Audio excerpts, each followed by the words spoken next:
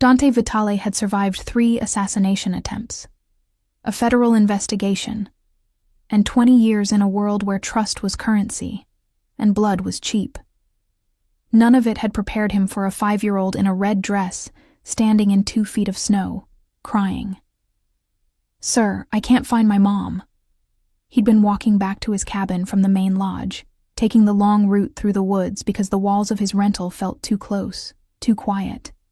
The Adirondack resort was supposed to be a retreat, what his consigliere called lying low, and what Dante called exile. 2 weeks since the attempt on his life in Boston. 2 weeks of looking over his shoulder and sleeping with a gun under his pillow. And now this. The little girl stood in a small clearing where the trail forked, her coat too thin for the weather, her blonde hair dusted with snowflakes. She wasn't crying hysterically. More like the tears were leaking out despite her best efforts to be brave. That got to him more than sobbing would have. Dante looked around.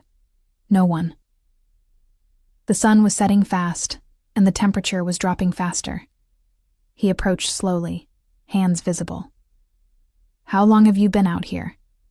She looked up at him with enormous blue eyes, assessing. Smart kid. She was scared, but she was thinking. "I don't know," she said, her voice small. "We were doing the scavenger hunt. I went to find the red marker and I got turned around." A scavenger hunt. Perfect. Dante knew this resort catered to families, which was exactly why he'd chosen the most isolated cabin, a 1/4 mile from the main property. No kids, no noise, no complications. He pulled out his phone. No signal. Too deep in the woods. Of course. "What's your name?" "Mia." She hugged herself, shivering. "Are you going to help me find my mom?" Dante unbuttoned his black wool coat and crouched down to her level. "I'm going to try. Put this on." She hesitated, then let him drape the coat over her shoulders. It swallowed her completely, the hem dragging in the snow. "What's your mom's name?" "Sophia." Mia's lower lip trembled. She's going to be so worried. "Then let's find her." Dante stood, scanning the woods. 3 trails converged here. She could have come from any direction. He closed his eyes, listening. Wind through the pines. The distant sound of the lodge's generator. And then, faint, but there, a voice calling a name. "Mia! Mia!" The panic in that voice was primal, raw. Dante knew that kind of fear. He'd heard it in interrogation rooms, in the seconds before things went very wrong. This was different. This was a mother who'd lost her child. "That's her." Mia's face lit up. "Don't run," Dante said sharply. "The trail's icy. Stay with me." He started toward the voice, Mia's small hand suddenly gripping his. He looked down, startled.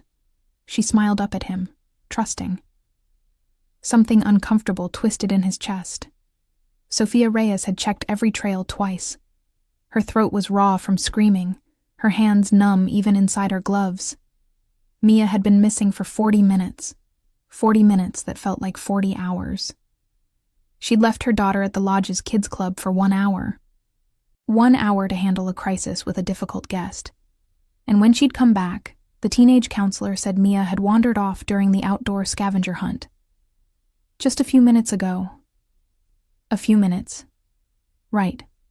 Sophia had alerted security, but the resort was massive, and with only 3 guards on duty for the whole property, she'd had to start searching herself. She'd taken the northern trails, because Mia loved the old stone bridge that crossed the creek. She heard it. A child's voice. "Mommy." Sophia's heart nearly stopped. She ran toward the sound, branches scratching her face, her boots slipping on ice. She rounded a bend in the trail, and there, her daughter, standing with a man. A tall man in all black, dark hair, darker eyes. Mia was wearing his coat. His hand was near her shoulder. Every maternal instinct Sophia possessed went into overdrive. "Mia!"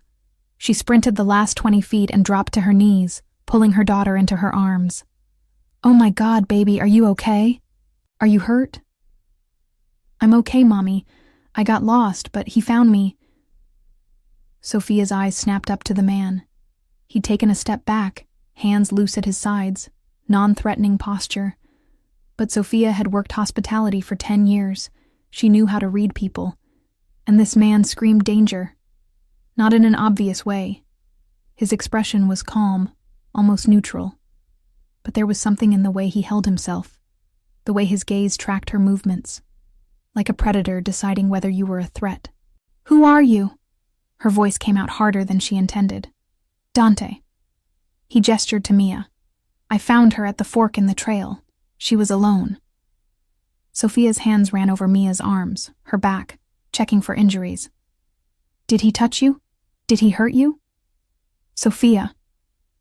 Dante's voice held a warning edge. "Mommy, no." Mia pushed back, confused. "He helped me. I was cold, and he gave me his coat, and we were coming to find you." Sophia forced herself to breathe. Mia was fine. She was fine. This man, Dante, had found her, and apparently done nothing wrong. But Sophia hadn't survived 2 years as a widow in a world that tried to take advantage of single mothers by being naive. She stood, keeping Mia behind her. "Thank you for finding her. I can take it from here." Dante's jaw tightened. "The trail back to the lodge is treacherous in the dark. I'll walk with you." "That's not necessary." It wasn't a suggestion. The command in his voice made her bristle. She was about to tell him exactly what he could do with his suggestions when Mia tugged her hand. "Mommy, my feet hurt." Sophia looked down.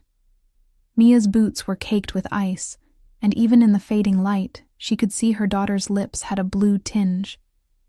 How long had she been out here before this Dante found her? Guilt crashed over her. She'd been so focused on suspicion, she hadn't checked if Mia was actually okay. "Let me see, baby." Sophia crouched, but when she tried to stand again, her right knee buckled. Pain shot through her leg. She'd twisted it somewhere during her frantic search, but had been too panicked to notice. She caught herself against a tree, breathing through the spike of agony. "You're hurt." Dante moved toward her. "I'm fine. You're limping." I said I'm fine. But when she tried to take a step, her leg nearly gave out again. Dante closed the distance between them. "Your cabin, where is it?" "The lodge is 1/2 mile uphill on an icy trail, and you can barely stand." He looked at Mia, then back to Sophia. "My cabin is 3 minutes that way." He pointed west. "Flat ground. You can rest? I'll call the lodge from the landline and they can send someone." Sophia wanted to refuse. Every instinct told her not to go anywhere alone with this stranger. But Mia was shivering despite the oversized coat, and Sophia's knee was screaming. "Please, Mommy." Mia's small voice was exhausted. "I'm really cold." Dante's expression softened, barely perceptible, but it was there. "I have a fireplace and hot chocolate." "You have hot chocolate?" Mia's eyes widened, the fancy kind with marshmallows. Mia looked up at Sophia with desperate hope. Sophia closed her eyes. This was a mistake. She knew it was a mistake. But what choice did she have? "Fine, 3 minutes. I call the lodge and we leave." "Agreed." Dante turned to Mia. "Can you walk? Or do you need me to carry you?" "I can walk." But Mia's teeth were chattering. Without asking permission, Dante scooped the little girl up, settling her on his hip like he'd done it 1,000 times. Mia didn't protest. She just rested her head against his shoulder. The sight of her daughter in this stranger's arms should have terrified Sophia. Instead, something about the careful way he held her, the way he'd adjusted his stride to avoid jostling her, made Sophia's throat tight. "This way," Dante said. "Stay close. The path is narrow."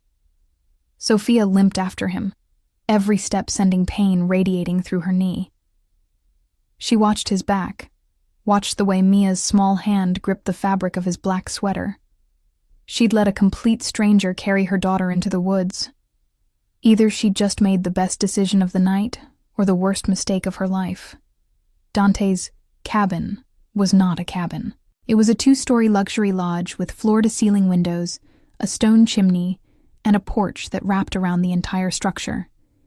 Even in the dark, Sophia could see it was the kind of place that cost more per night than she made in a month. Dante carried Mia up the steps and unlocked the door with a keypad code. The interior lights came on automatically, warm, soft, expensive. The main room was open concept. Leather furniture arranged around a massive stone fireplace, a kitchen with high-end appliances, and glass doors that probably opened onto a deck with a mountain view. Everything was spotless, untouched, like a showroom, or like someone who didn't plan to stay long. Dante set Mia down gently on the sofa. "Don't move. I'll get the fire started." He moved with efficiency. Newspaper, kindling, logs arranged with the precision of someone who'd done this before. Within minutes, flames were crackling in the fireplace. Sophia hobbled to the sofa, sinking down beside Mia. She pulled off her daughter's wet boots and socks, checking her toes. Cold, but not frostbitten. Thank God. "The phone's in the kitchen," Dante said, not looking at her. "Help yourself." Sophia pushed herself up, gritting her teeth against the pain in her knee, and found the landline mounted on the wall. She dialed the lodge's main desk. "Evergreen Resort. This is Jessica." "Jess, it's Sophia. I found Mia.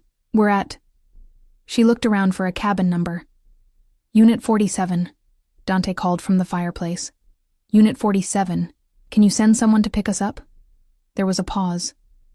"Sophia, the northern trails are closed. We just got an alert. There's black ice forming, and the temperature's dropping below 0. It's not safe." Sophia's stomach sank. "What about security? They have the SUV with chains." "Mike's dealing with a medical emergency at the main lodge. Someone slipped in the parking lot. I can try to reach him in an hour or so, but..."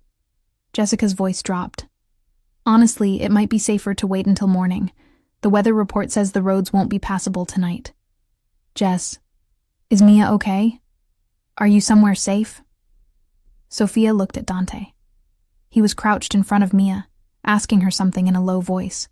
Her daughter was nodding, smiling even. "Yeah," Sophia said quietly. "We're safe. Then sit tight. I'll call you first thing when the road's clear, probably around 7 a.m. 7 a.m., 12 hours from now. 12 hours alone with a stranger." "Okay, thanks, Jess." Sophia hung up and turned. Dante was watching her, his expression unreadable. "Let me guess. We're stuck. The trails are iced over. They can't send anyone until morning." "Mommy, can we stay?" Mia piped up. "Dante says he has extra bedrooms and he's going to make hot chocolate." Dante straightened.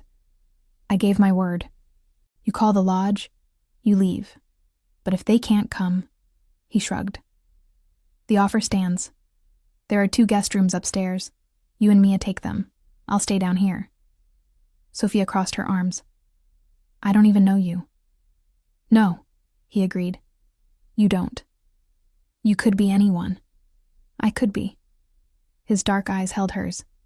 "But I'm not the one who lost a child in the woods." It was a low blow, and they both knew it. Sophia's cheeks flushed. "That's not fair." "No, it's not."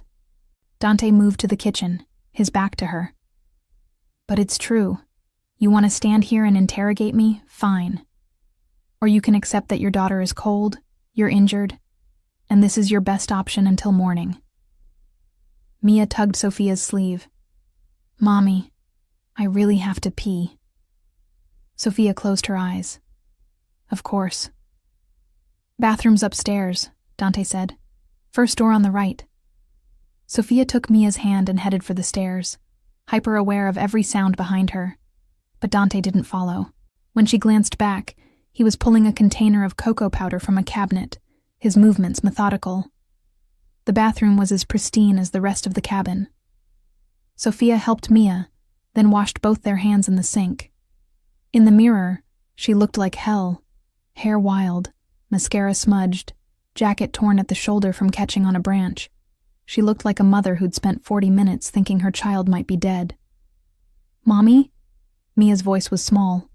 "Are you mad at Dante?" "I'm not mad, baby. I don't know him. But he's nice. He told me about his dog." Sophia blinked. "He has a dog?" "Had, when he was little, a big one named Bruno." Mia smiled. "He said Bruno used to steal his socks." Something about that image, Dante Vitali, who looked like he'd never smiled in his life, as a kid with a sock-stealing dog, made Sophia's chest ache. "Come on," she said gently. "Let's go get that hot chocolate." When they came back downstairs, Dante had 3 mugs on the counter. 2 were filled with hot chocolate topped with marshmallows. The third held black coffee. He slid the mugs toward them. "Careful. It's hot." Mia climbed onto a bar stool and took a sip, her eyes closing in bliss. "It's so good." Dante's mouth twitched, almost a smile. "My Nonna's recipe." "Your grandma?" Mia asked. "Yeah. Is she nice?" She was. Dante's expression shuddered. "Eat. You need to warm up." He moved past Sophia to the fireplace, adding another log. The fire cast shadows across his face, highlighting the sharp angles of his jaw, the scar that cut through his left eyebrow. Sophia wrapped her hands around her mug, watching him. He moved like a man used to being alone. Efficient, self-contained, no wasted motion. But when Mia had asked about his grandmother, something had flickered in his eyes. Grief, maybe. Or regret. "Thank you," Sophia said quietly. Dante glanced at her. "For what?" "For finding her. For—" She gestured at the cabin. "This." He nodded once. "You should elevate that knee. There's an ice pack in the freezer." "I'm fine." "You're limping. Sit." It wasn't a request. Sophia opened her mouth to argue, then saw Mia watching them with wide eyes. She didn't want to fight in front of her daughter. She sat. Dante retrieved an ice pack, wrapped it in a towel, and handed it to her. 15 minutes on, 15 off. "You a doctor?" "No." He picked up his coffee mug. "But I know what a torn ligament looks like." There was a story there. Sophia could feel it. But before she could ask, Mia yawned hugely. "Someone's tired," Sophia said. "I'm not." Mia yawned again, proving herself wrong. Dante checked his watch. "It's almost 8. You should get her to bed." "The guest rooms?" "Upstairs. Sheets are clean." He paused. "I'll stay down here. Door locks from the inside if it makes you feel better." It shouldn't matter. She shouldn't care. But the offer did make her feel better. "Thank you," she said again. This time, Dante almost smiled. Sophia carried Mia upstairs, her knee protesting every step. The first guest room was simple but comfortable. Queen bed with a thick duvet, nightstand, a window that probably had a stunning view in daylight. She tucked Mia into bed, pulling the covers up to her chin. "Mommy?" "Yeah, baby." "I like Dante. He's not scary." Sophia smoothed Mia's hair back from her forehead. "He found you when I couldn't. That makes him a good person." "Are we going to see him again after tomorrow?" Sophia's chest tightened. "I don't know, sweetheart. He's here on vacation. We probably won't." Mia's face fell. "Oh, get some sleep. Big day tomorrow." "Will you stay with me?" "Of course." Sophia kicked off her boots and climbed into bed beside her daughter, wrapping an arm around her small body. Mia was asleep within minutes, her breathing evening out. But Sophia lay awake, staring at the ceiling, listening to the sounds of the cabin, the crackle of the fire downstairs, footsteps crossing the main room, a door closing. She should be terrified. She was alone in a stranger's house with her 5-year-old daughter. But somehow, she wasn't. Dante Vitale was dangerous. She knew that on a bone-deep level. But he wasn't dangerous to her. The question was, what was he running from? Sophia woke to sunlight streaming through the window and the smell of coffee. For a moment, she forgot where she was. Then memory flooded back. Mia lost in the woods, the stranger who'd found her, the cabin. Mia's side of the bed was empty. Sophia shot upright, her knee screaming in protest. She grabbed the doorframe and hauled herself up, limping into the hallway. Voices drifted up from downstairs. Mia's laugh, a deeper rumble. Dante. Sophia descended the stairs as quickly as her injured knee allowed. In the kitchen, Mia sat at the counter, swinging her legs, while Dante flipped something in a pan on the stove. Pancakes. He was making pancakes. "Mommy," Mia beamed. "Dante's making breakfast. He says I can have chocolate chips in mine." Dante glanced over his shoulder. "Coffee's fresh. Mugs are in the cabinet above the sink." Sophia moved to the counter, hyper-aware of how domestic this all looked. A man cooking breakfast for her daughter, like a family. She poured herself coffee and wrapped both hands around the mug. "You didn't have to do this." She was hungry. Dante slid a pancake onto a plate and set it in front of Mia. "Careful, it's hot." Mia immediately cut into it with her fork, syrup dripping everywhere. Dante handed her a napkin without comment. "How's the knee?" he asked Sophia. "Better." It was a lie. It still hurt like hell, but she'd be damned if she'd admit it. Dante's eyes narrowed. "Let me see." "I said it's fine." "Sophia." He turned off the stove and moved toward her. "Let me see." There was something in his voice, not quite an order, but close. Sophia found herself sitting on the bar stool and rolling up her pant leg. The bruising had spread overnight, dark purple and ugly. Dante crouched in front of her, his fingers gentle as he examined her knee. His touch was clinical, impersonal, but Sophia's breath still caught.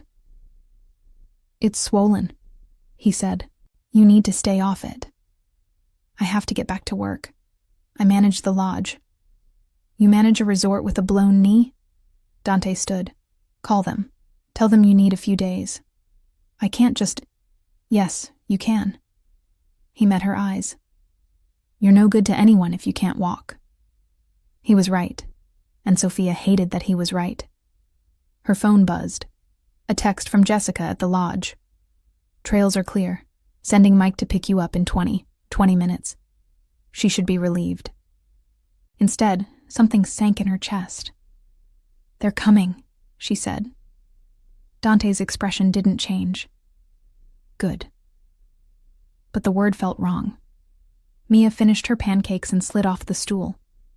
"Can I see the deck?" "Stay where I can see you," Sophia said automatically. Mia skipped to the glass doors and pressed her nose against them. "Wow, you can see everything from here." Dante poured himself more coffee, his back to Sophia. "She's a good kid." "Yeah, she is." "Her father?" The question hung in the air between them. "Dead," Sophia said quietly. "Car accident, 2 years ago." Dante's shoulders tensed. "I'm sorry. Don't be. You didn't know him." "Still." Sophia took a sip of coffee, watching Mia trace patterns on the glass door. "Can I ask you something?"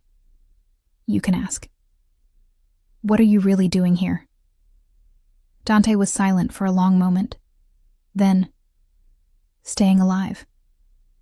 The honesty of it caught her off guard. "Someone's after you." "Several someones." He turned to face her. "I'm not a good man, Sophia. The people I work for, the things I've done. You don't want to know. But you helped Mia. That's different." "How?" "Because she's a child." His voice roughened. "She doesn't deserve to be caught up in anyone's mess. Not mine, not anyone's." Sophia studied him, the hard line of his jaw, the shadows under his eyes, the way he held himself like he was ready for a fight even in his own kitchen. "You're not as bad as you think you are," she said softly. Dante's laugh was bitter. You have no idea what I've done. No, I don't. Sophia set down her mug. But I know you ran into the woods for a little girl you didn't know. I know you gave her your coat. I know you made her hot chocolate and pancakes and you didn't have to do any of it. Common decency is not common. Sophia leaned forward. Especially not in your world. I'm guessing. Dante's eyes locked on hers. For a moment she thought he might tell her. Really tell her. What he did, who he was, what he was running from. Instead, he said, Your ride's here. Sophia heard it then, the rumble of an engine outside. Mike's SUV. Mia ran back from the deck. We have to go? Yeah, baby, we have to go. Mia's face fell. She looked up at Dante. Will I see you again? Something crossed Dante's face, so quick Sophia almost missed it. Longing, maybe, or regret. I don't know, he said. Sophia helped Mia into her coat. Dante's coat, actually. She'd have to return it. At the door, she turned back.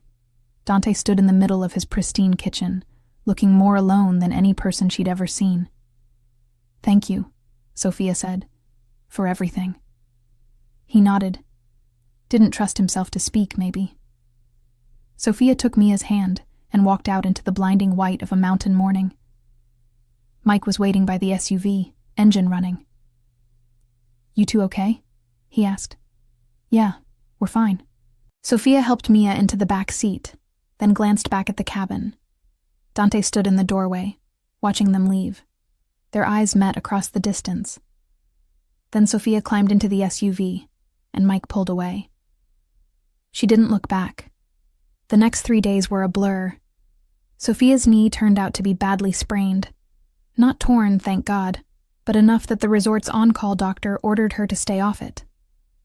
Jessica and the other managers picked up her slack, but Sophia still fielded calls and emails from her apartment. Mia asked about Dante every day. Can we visit him? He's on vacation, baby. He probably wants to be alone. But he made me pancakes. I know. He was nice. I know. On the 4th day, Sophia was on the couch with her knee elevated when her phone rang. Unknown number. Hello? Ms. Reyes? This is Detective Morris with the State Police. I'm calling about an incident at the Evergreen Resort. Sophia's blood went cold. What kind of incident? We had a report of suspicious activity at Unit 47. The cabin is registered to a Dante Vitale. Do you know this individual? Oh, God. Yes, I met him. He helped me when my daughter got lost. When was this? 4 days ago. Have you had contact with him since? No. Why? What happened? Detective Morris hesitated.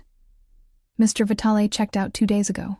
We found evidence of a physical altercation in the cabin. Blood.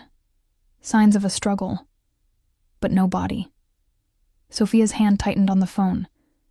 Is he? We don't know. His vehicle is gone. We're trying to locate him now. A pause. Did he seem violent to you? Dangerous. Sophia thought about Dante crouched in the snow with Mia. Dante making hot chocolate. Dante's gentle hands on her injured knee. No, she said. He didn't. If he contacts you, call me immediately. Morris gave her a number. This is an active investigation.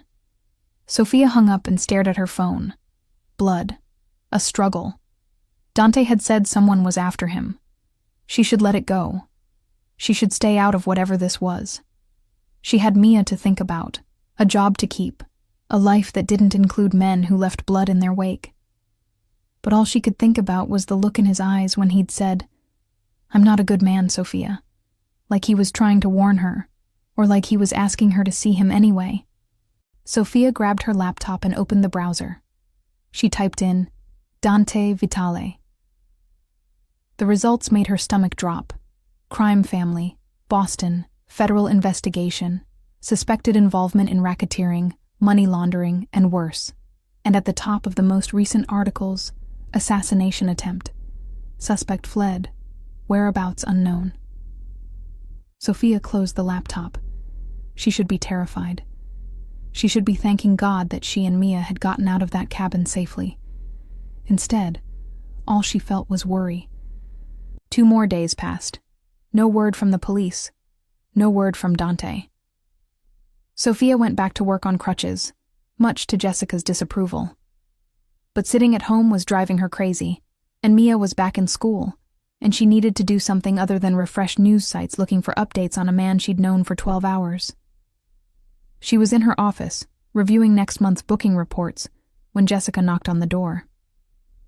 "Someone's here to see you." Sophia looked up. "Who?" He wouldn't say, just asked for you by name.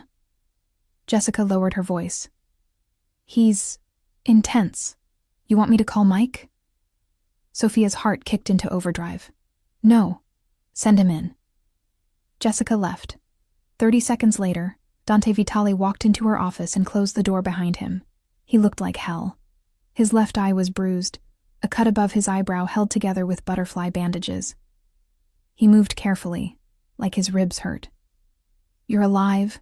Sophia breathed. "Disappointed?" "Are you kidding?" She pushed herself up, grabbing her crutches. "The police called me. They said there was blood. Not mine." Dante leaned against the door. "Most of it." Sophia stared at him. "What happened?" "The people who've been looking for me found me." His jaw tightened. "I dealt with it." "Dealt with it?" "Yes. Dante. I came to return this." He pulled something from his jacket pocket. Mia's stuffed rabbit, the one she'd had in her coat pocket the night she got lost. "She left it in my cabin." Sophia took the rabbit, her hands shaking. "You could have mailed it." "I could have." "So what are you really doing here?" Dante was quiet for a long moment. Then, "I told myself I was coming to make sure you were okay, that the fallout from what happened didn't touch you. And I was lying." He met her eyes. "I came because I can't stop thinking about you." Sophia's breath caught. "I've spent 20 years in a world where everyone wants something," Dante continued. "Power, money, respect, fear. But you looked at me like I was just a man who helped your daughter. Not a monster. Not a mark. Just a man. You're not a monster. You don't know that." "Yes, I do." Sophia moved toward him, crutches and all. "A monster wouldn't have run into the woods for Mia. A monster wouldn't have made her pancakes. A monster wouldn't have come back to return a stuffed rabbit." "Sophia, I know what you are. I Googled you. I know about Boston, the investigation, all of it." She stopped in front of him. "And I'm still standing here." Dante's hand came up, his fingers gentle as they traced the line of her jaw. "You should run, as fast and as far as you can. I've been running for 2 years. Sophia's voice cracked. "From my grief, from my fear, from anything that felt too big or too risky. I'm tired of running. This isn't some romance novel. I can't promise you safety. I can't promise you normal. I don't want normal." Sophia leaned into his touch. "I want real." Dante's control shattered. He pulled her against him, crutches clattering to the floor as his mouth found hers. The kiss was desperate, hungry, a man drowning and finally finding air. Sophia kissed him back just as fiercely, her hands fisting in his jacket. He tasted like coffee and danger, and something that felt terrifyingly like home. When they finally broke apart, both breathing hard, Dante rested his forehead against hers. "I don't know how to do this," he said roughly. "This normal thing. Relationships. I don't even know if I can." "Then we'll figure it out together. I'm still in danger. People are still looking for me." Then we'll deal with that too. Sophia? I'm not fragile, Dante. I'm not some delicate thing that's going to break the first time things get hard. I've buried a husband. I've raised a daughter alone. I've built a life from nothing. She cupped his face, forcing him to look at her. I can handle you. The corner of his mouth twitched. You sound very sure. I am. Mia asks about you every day. She wanted me to invite you to dinner. Something vulnerable flickered across Dante's face. She did? Something about you promising to teach her how to make your Nona's hot chocolate. I don't remember promising that. She's very persuasive. Like her mother. Sophia smiled. So what do you say? Dinner? Tomorrow night? Dante's arms tightened around her waist. I have a condition. Which is? I cook. You cook? I'm Italian, of course I cook. He pressed a kiss to her temple. And I'm not showing up empty-handed. Your daughter will expect proper hot chocolate. She will definitely expect that. Then it's settled. Dante pulled back just enough to see her face. Sophia? Yeah? This might be a terrible idea. Probably. We might both regret it. Maybe. But I'm done running too. Sophia kissed him again, softer this time. A promise instead of desperation. When she pulled back, Dante was almost smiling. I should go, he said, before your assistant calls security. She might have already. Then I should definitely go. But he didn't move. His hand came up, tucking a strand of hair behind her ear. Tomorrow. 6 o'clock? 6 o'clock. This time, Dante did smile. It transformed his entire face, made him look younger, less haunted. He kissed her one more time, quick, almost chaste, and then he was gone. Sophia stood in her office, staring at the door, her heart hammering against her ribs. This was crazy. This was reckless. This was everything she'd sworn she wouldn't do, and she couldn't wait for tomorrow. Dante showed up at 6 o'clock exactly, carrying 2 grocery bags and a bottle of wine. He'd cleaned up. The bruises were still there, but he'd shaved, and he wore a dark blue sweater that made his eyes look less dangerous and more human. Mia opened the door and launched herself at him before Sophia could stop her. You came! Dante caught her easily, a startled laugh escaping him.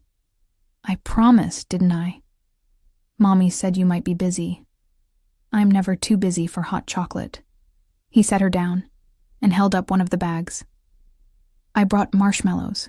Mia's eyes went wide. The good kind? Is there any other kind? Sophia watched from the kitchen doorway, something warm and terrifying blooming in her chest. Dante met her eyes over Mia's head, and the look that passed between them was loaded with promise. This was the beginning of something complicated and risky, and probably doomed to fail in a dozen different ways.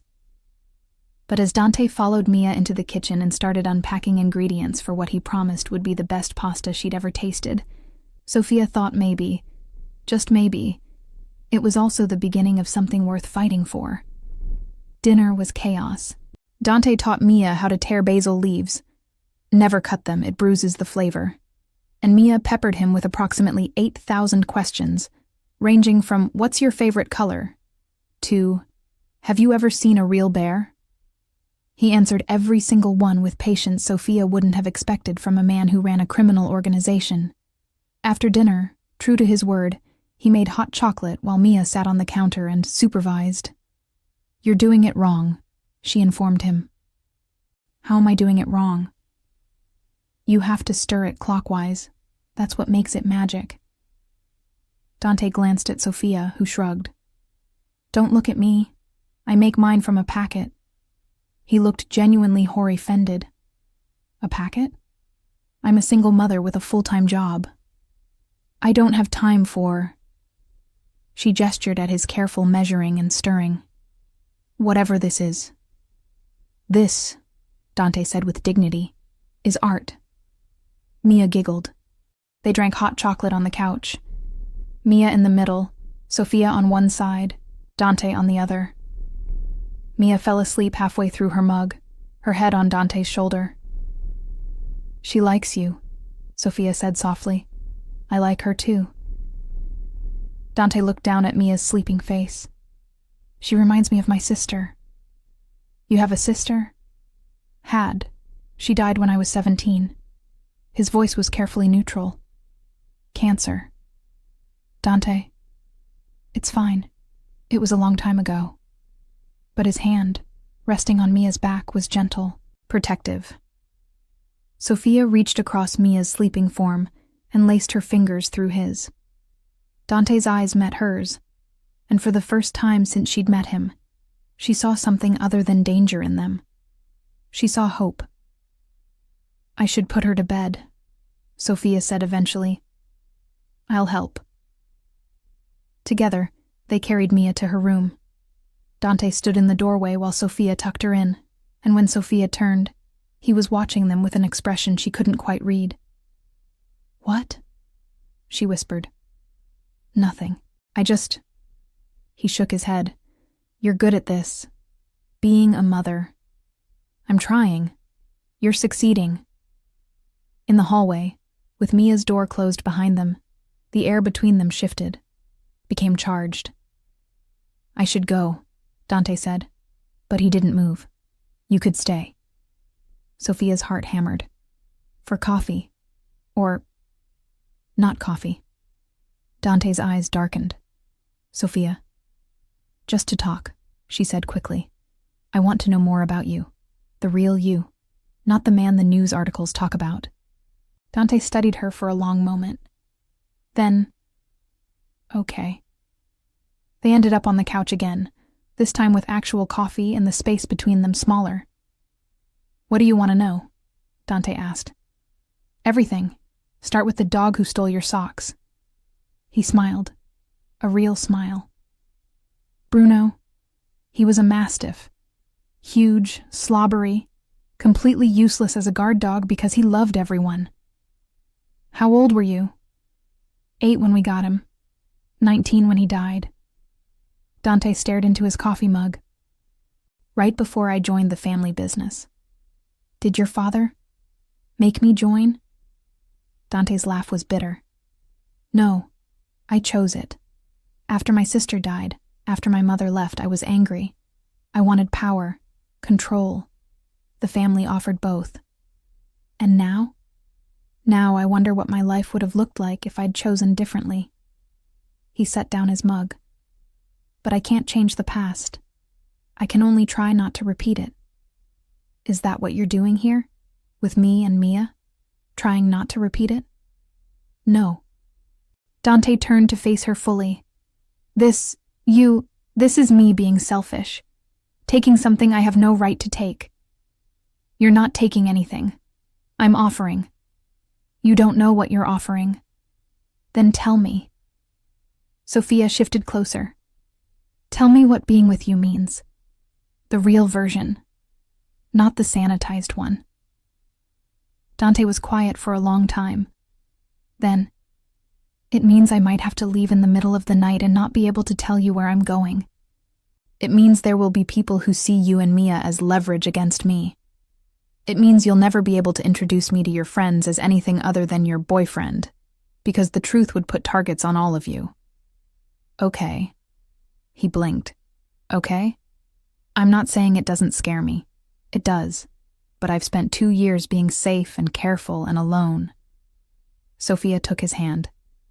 "I don't want to be alone anymore." "Sophia, I'm not naive. I know what I'm getting into. Or at least I'm willing to learn." She squeezed his fingers. "But you have to promise me something." "What?" "That you'll try. Really try. To build something with me. With us." Her voice softened. "I don't need perfect. I just need real." Dante pulled her against him, his arms wrapping around her like he was afraid she might disappear. "I don't know how to do real." "Then we'll figure it out. Together." They sat like that for a long time, wrapped around each other, the cabin quiet except for the sound of their breathing. Finally, Dante pulled back just enough to see her face. I do have to leave. Sophia's heart sank. When? Soon. There are things I need to handle in Boston, people I need to deal with. He touched her cheek. But I'll come back, if you want me to. I want you to. Even knowing what it means? Especially knowing what it means. Dante kissed her, slow and deep and full of promises he wasn't sure he could keep, but was going to try like hell to anyway. When he left that night, Sophia stood in her doorway and watched his taillights disappear down the mountain road. She should be terrified. Instead, she felt alive for the first time in 2 years. 3 weeks later, Dante called. It's done, he said without preamble. The people who were after me, they're not a problem anymore. Sophia's grip tightened on her phone. She didn't ask what not a problem meant. She didn't want to know. Are you safe? Safer than I was. And you're coming back? A pause. Do you still want me to? Dante, I've wanted you to come back since the day you left. She heard him exhale. I'll be there Friday. We'll be here. Friday came. Sophia was a wreck all day, checking her phone constantly, jumping at every car that pulled into the resort's parking lot. Mia was no better. Is Dante coming today? Is he here yet? What time is he coming? Soon, baby. He said soon. At 5 o'clock, there was a knock on their apartment door. Mia ran to answer it. Dante stood in the hallway, holding a duffel bag and looking uncertain in a way Sophia had never seen him look before. Hi, he said. Hi, Sophia breathed. Mia crashed into him. You came back. I promised I would. Dante looked at Sophia over Mia's head. I keep my promises. How long can you stay? Sophia asked. Dante set down his duffel bag. That depends. On what? On whether you meant what you said, about wanting this to be real. Sophia closed the distance between them. I meant it. Because I talked to your manager. There's an opening for a security consultant, someone to oversee the resort's safety systems, train the guards, handle any problems that might arise. Sophia's heart stuttered. You applied for a job? I got the job, if I want it. Dante's hand came up, cupping her face. It's not much. It's not what I'm used to. But it's legal. It's clean. And it means I can stay. You'd give up everything for a security job? I'd give up everything for you, Dante said simply. If you'll have me. Sophia kissed him, pouring 2 years of loneliness and 3 weeks of missing him into it. When they broke apart, Mia was bouncing on her toes. Does this mean Dante's staying forever? Dante looked at Sophia. Sophia looked at Dante. Yeah, Sophia said softly. I think it does. Mia cheered. And for the first time in as long as he could remember, Dante Vitale felt like he'd finally come home. 6 months later, they were a family. Not a conventional one. But then, nothing about them had ever been conventional. Dante moved into a cabin on the resort property. Most nights he stayed at Sophia's apartment. Mia called him Dante, but introduced him to her friends as my mom's boyfriend who makes the best hot chocolate in the world. The resort's security improved dramatically. Dante didn't talk about his past, and Sophia didn't ask. She knew enough.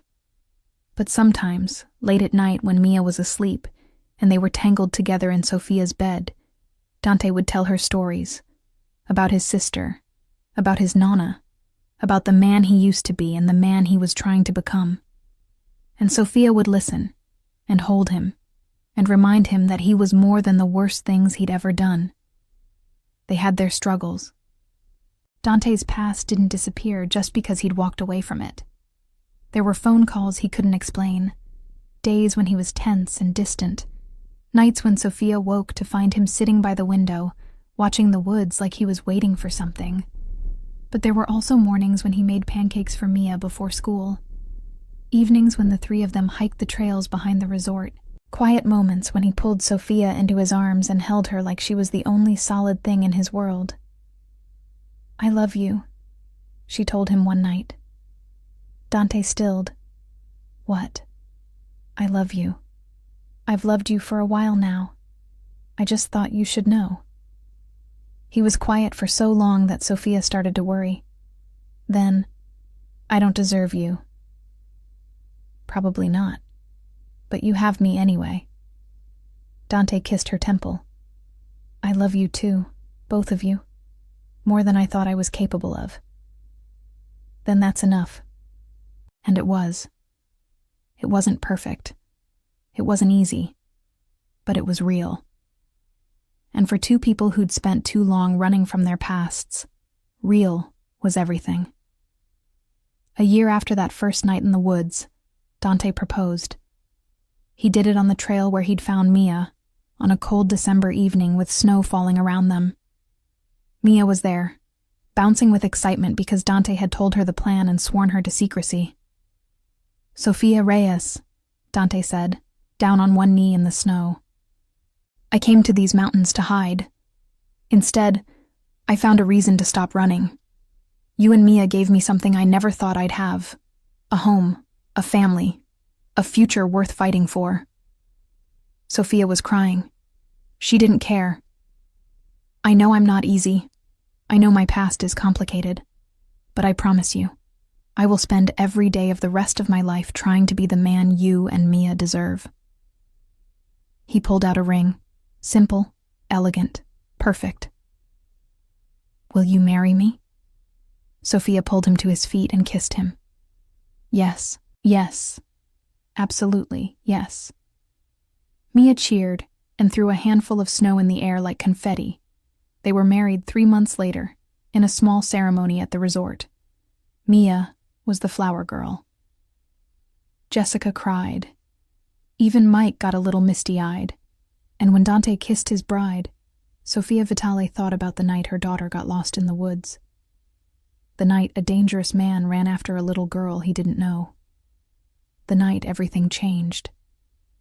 She used to think fairy tales were for children, stories where the monster turned out to be a prince, where love conquered all, where happy endings were guaranteed. But standing there with Dante's arms around her and Mia beaming at them both, Sophia realized something. Fairy tales weren't about perfect people or perfect love. They were about people who chose each other despite the odds, who fought for their happy ending instead of waiting for it to be handed to them. They were about finding magic in the most unexpected places, like a snow-covered trail, a lost little girl, and a man who'd spent his whole life running until he found something worth staying for. That was the real magic. And Sophia was going to hold on to it with both hands for the rest of her life. If you enjoyed Sophia and Dante's story, subscribe to Mafia Tales for more dangerous romances where powerful men meet their match. New stories every week. Want exclusive extended epilogues and bonus scenes? Join the Mafia Tales Club. You'll get early access to new stories and behind-the-scenes content you won't find anywhere else.